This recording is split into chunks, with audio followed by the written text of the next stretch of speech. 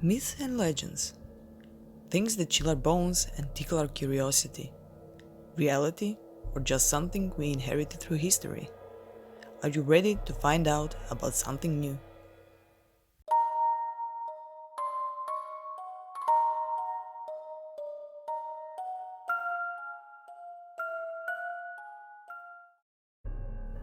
Some historical stories are heartwarming.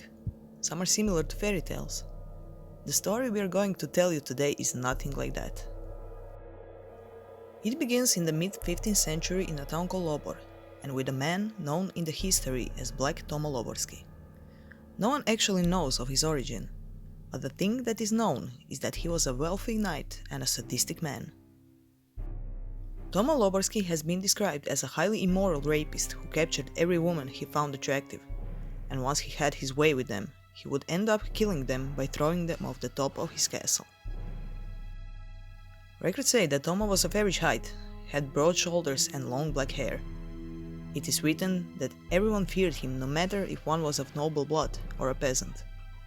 Once he set his eyes on something he wanted, he took it.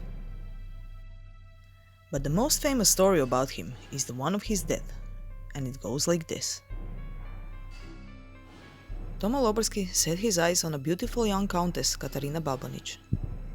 Yet she gave her heart to Count Zmajic, and the two were to get married. Being a sadistic man he was, Tomo Loborski waited until Katarina went for a walk in the forest one day. He approached her from the back and took her back to his castle.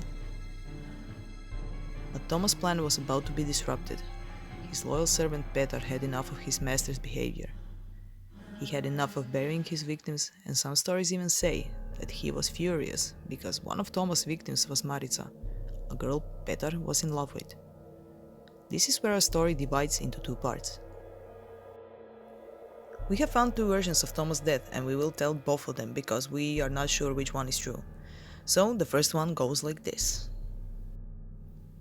On that same day, when Katarina was taken, Petar snuck out of Tomo's castle and went to the road that led to Babonic castle.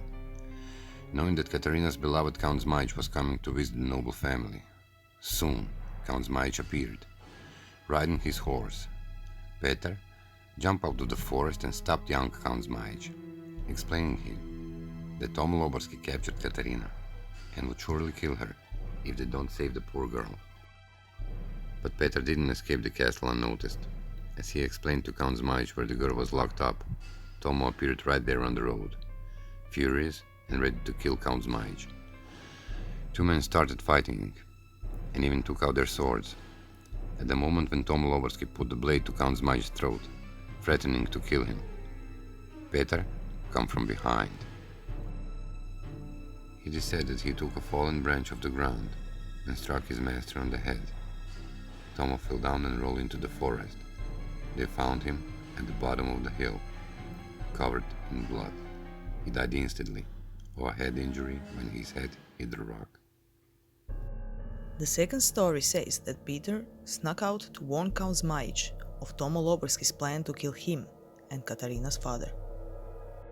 Count Zmajic rushed to Castle Ostrec, Katarina's family home, and told everything Petar told him. Soon, Count Zmajic and Count Babonic gathered their army and stormed Tomo's castle, killing him and rescuing the girl from the prison. A few months later, Katarina and Count Zmajic got married, and Petar attended the wedding.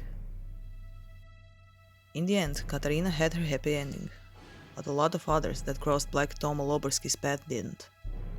It is unknown what happened to Petar, who ended up being a hero in Katarina's story. And although he kept quiet at the beginning, who knows how many women he ended up saving. The ruins of the castle still exist to this day in Lobor, along with the stories of some darker times. So there you have it, Tomo Loborski, a sadistic man that was a threat to an idyllic town, rapist, murderer, and a figure that will leave a dark spot in Croatia's history. Hey guys! So we finally have the release date for the House of Durga, and it will be the November 1st, so stay tuned for that, and I will make a completely separate video for that, and I hopefully will post that in the upcoming week. So, this has once again been one of Croatia's Myths and Legends. Thank you for sharing, liking, subscribing, and continue doing so. My name is Jelena Hrvoj. And I'm Daniel Fiket. And we will hear you next week. So, bye guys! Bye.